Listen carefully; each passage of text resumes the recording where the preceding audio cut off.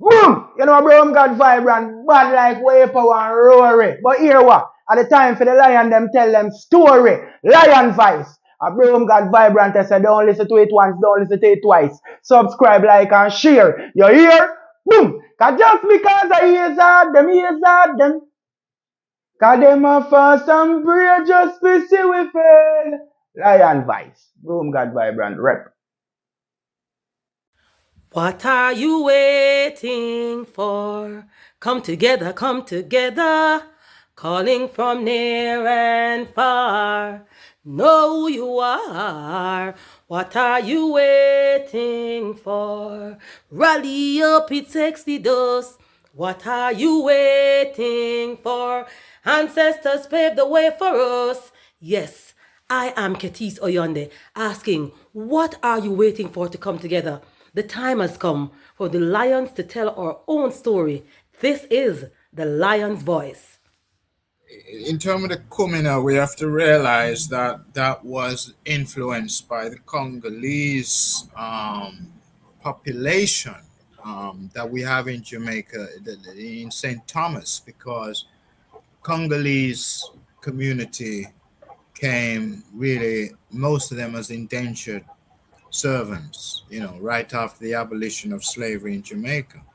But there was a high concentration in St. Thomas, and the style of drumming, kumina, and even, I want to say, let people know, the smoking of herb, of ganja, call it what you want. Congolese came with that tradition of smoking ganja. Okay. All right. So it's not, sometimes people just give credit to the Indian community for that. But aside from the Indian community, who, yes, did smoke ganja or the holy herb, Congolese did as well. So that was also part, it's not just drumming kumina, but smoking the herb and getting that inspiration. It's an African tradition. Okay. And I want ones to realize that the Nyahbinghi drumming that we have today is an evolution. It's really a mix of kumina and boro. The year is 1892, and the land of Ethiopia has been experiencing 4 years of terrible famine and drought. They call it the Kikuken, or the evil days. At least 1/3 of the human population and 90% of the cattle have died. The hyenas have feasted on so many carcasses that they have become overweight and barely able to move. Just when the people could take no more of the evil days, a woman named Wasiro Yeshimabe is giving birth in a place called Erjersa Gora. This is her 9th attempt to bring forth new life. Her previous 8 attempts only resulted in death. Will this child live? Thankfully, a healthy baby boy is born. His first cries are drowned by thunder and lightning flashes across the night sky. The heavens open up and torrential rain starts to fall. Ethiopia's drought is over, and the baby boy is given the name Jabara, meaning one to be feared or respected.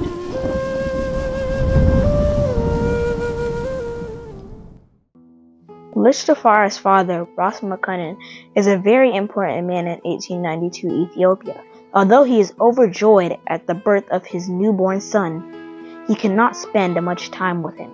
Ras Makonnen is the governor of Harar and must get back to the famous walled city to deal with its affairs. Furthermore, he is the foreign minister of Ethiopia, and having traveled to different places in Europe, he is very aware of the material and military advances they have made and the looming threats they pose to his country. Ras Makonnen knows that the majority of Ethiopians have no idea what is coming, and that he has to work that much harder to secure the realm. Rastafari would grow up to become the legendary emperor, Haile Selassie I. To understand his journey, we must first understand the Ethiopia that he was inheriting, and what it was like when he was born in 1892. Get your copy of Kwasi Bonsu's book, Haile Selassie I, Ethiopia, Volume 1, The Rise of the Priestly Warrior Kings, and increase your knowledge about the history, politics, and culture of Ethiopia in 1892, and how it connects to the rest of African and world history at the time. Haile Selassie I, Ethiopia, Volume 1 is available for purchase at www.bookmanexpress.pub. Please visit for more information. So help I give a warm Lion Pride welcome to our guest for the evening. He's not the first time you have his episode. You can go check it out. But tonight we're talking about one of our Pan-African giants, the Honorable Leonard P. Howell. Help us to welcome Dr. Michael Barnett. Welcome to Dr. Michael Barnett. Welcome, family. Yes, give thanks, Rasquazi, Yeah, man, give thanks for, you know, staying current and pushing the legacy of Leonard Howell, in this month of June, which, basically should encapsulate um, many celebrations of Leonard Howell, but it is what it is. Well, as we get bigger, one of the things I want to do with this platform is sponsor events. You know what I mean? So definitely, once we have that ability, we'd love to sponsor Leonard Howell Day with the Leonard Howell Foundation, and then be able to film it and show it. You know what I mean? So that's the kind of vision that I have for the Lion Voice Network and Rastafari Media, because Leonard Howell, and this is one of the things I want to talk to the eye about, because I think we're not doing a good job in really highlighting Leonard Howell as a Pan-African giant, not just in Rastafari circles should Leonard Howell's name be known, because he was a great Pan-Africanist, in terms of being a Garveyite and then implementing the teachings of Garvey. Can you talk to us about Leonard Howell as a Pan-African figure? Well, yes, just as you said, Rasquazi, he was with his sojourn in the US in the 1920s. He was very active in the UNIA, Garvey's, Universal Negro Improvement Association. In fact, as you mentioned, he did take on that organizational strategy that Garvey had implemented with the UNIA, and we see that with the Pinnacle establishment of Pinnacle in 1940, that he had soldiers there to guard the camp. He had the economic um, nationalism that Garvey advocated for, that black people should be self-sufficient, self-reliant economically. They were independent in terms of the agricultural produce, and they had livestock. They had the ganja they grew as a cash crop. So that whole self-sufficiency, self-reliance, definitely I think was due to the influence of Garvey, of being part of the UNIA in the 1920s, when really it was at its peak, and in the US as well, being in Harlem and everything like that, which was a mecca of black activism and black advocacy at the time, the 1920s, the Harlem Renaissance period and all of that. He absorbed all of that. And coming to Jamaica was able to bring that perspective to the community in Jamaica. And also, even organizational wherewithal to um, get the followers together and to galvanize the different skills and you know attributes of the members and so forth, so that to make the Pinnacle community a thriving and very fruitful community. I mean, these things aren't just ad hoc. You need somebody with organizational skills to do it. This is a reality. And you don't just, one, two, three, and it just come together like that. No, you have to have organization, you have to have vision, you have to have foresight. He had all of these. And this is probably why he was on the radar of colonial Jamaica. I mean, he was, I say it without any doubt that he was the most persecuted Rastafari, certainly of all the leaders, you know. I mean, many of the Rastafari leaders, the early ones, suffered persecution, and Joseph Nathaniel Hibbert was jailed, you know. Robert Hines was jailed, Archibald Dunkley, these first generation leaders, but as none of them was persecuted as much as Leonard Howell. You know, he was in and out of jail. If he was in jail, he was in Bellevue a couple of years, you know, back and forth. So, you know, he endured a lot. He endured a lot of suffering, a lot of pain. And unfortunately, you know, and Pinnacle was destroyed.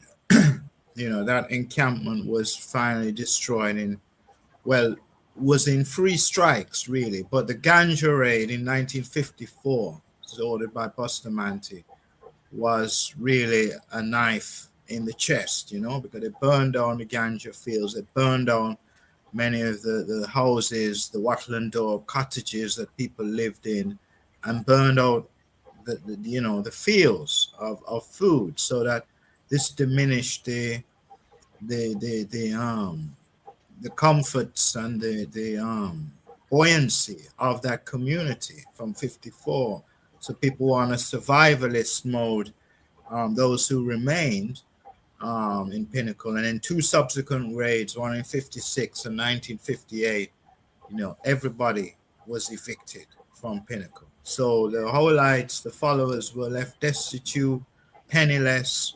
So you went from living a comfortable, um, you know, a comfortable, self-reliant lifestyle and not wanting for anything to being destitute, homeless, and you know, so a lot of mental anguish and unfortunately generational poverty that Yes. came from that. So I can tell you today, I know as a fact because I go to Tregator Park, um, you know, at least, you know, two or three times a year, and I see the poverty of the whole lives who are there.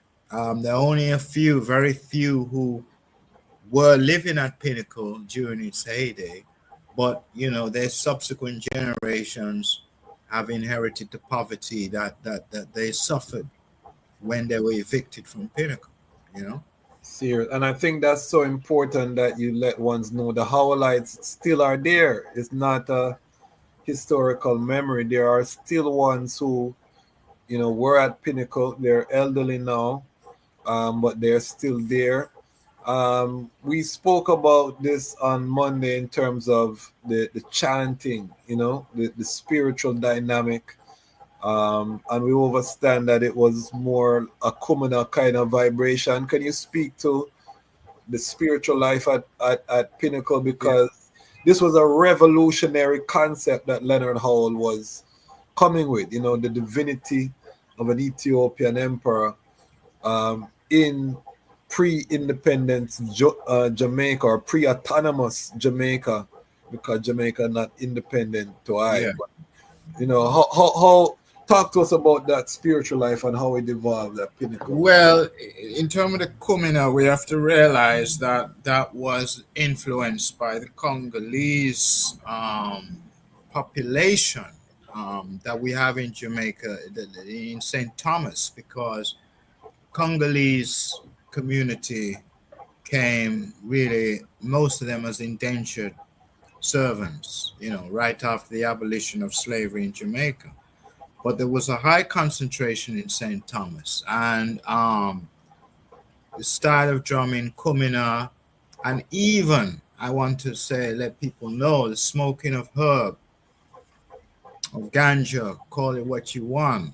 Congolese came with that tradition of smoking ganja. All Okay. right. So it's not, sometimes people just give credit to the Indian community for that. But aside from the Indian community, who, yes, did smoke ganja or the holy herb, Congolese did as well. So that was also part, you know, it's just drumming kumina, but smoking the herb and getting that inspiration. It's an African tradition. And Okay. I want wants to realize that the Nyahbinghi drumming that we have today is an evolution. It's really a mix of Kumina and Boro. Okay. African drumming style is a combination. So, people, there are some ones who, whatever reason, don't really respect Kumina for whatever reason. But it's an African drumming style, and Yes. we have to be open-minded enough to accept all of our African traditions, to accept them, Yeah.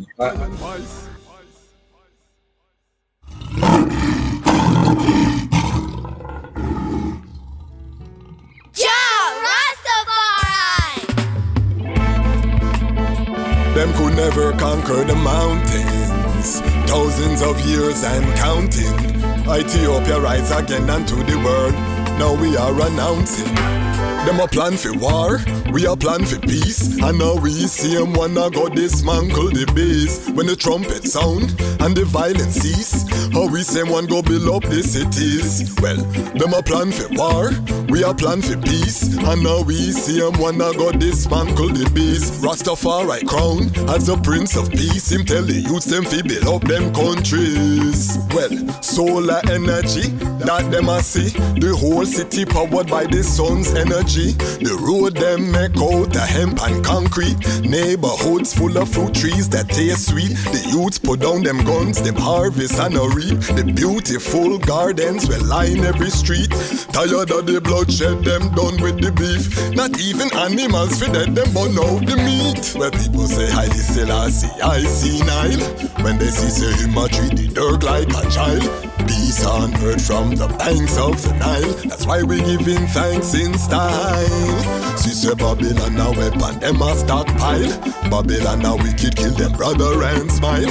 Lion, Babylon a reptile. Them a plant for shed blood, we got plans for the soil. Them a plan for war, we a plan for peace. And now we see them wanna go dismantle the base. When the trumpet sound and the violence cease, how we say one go build up the cities. Well, them a plan for war, we a plan for peace. And now we see them wanna go dismantle the base. Rastafari crown as the Prince of Peace. Him tell the youths them fi build up them countries. No more gullies, proper sanitation. Proper toilets with proper filtration. Clean water for the youths them fi use. Our sons and daughters safe, no more child abuse. Africa arise, read it in the news. On the day when Rastafari ready, wicked have fi move. 3D printing alongside hem shoes. Herb get legalized, hard drugs them get refused. Well, people used to say they bring him man senile. True himself he tried it with man, woman and child. Himself peace on earth from the banks of the Nile. That's why we giving thanks in style. She say Babylon a weapon, them a stockpile. Babylon a wicked, kill them brother and smile. Lion, Babylon a reptile. Them a plans for shed blood, we have plans for the soil. Them a plan for war, we a plan for peace. And now we see them wanna go dismantle the base. When the trumpet sound and the violence cease, how we say one go build up the cities. Them a plan for war, we a plan for peace. And now we see them wanna go dismantle the beast. Rastafari crown as the Prince of Peace. Him tell the youths them fi build up them countries.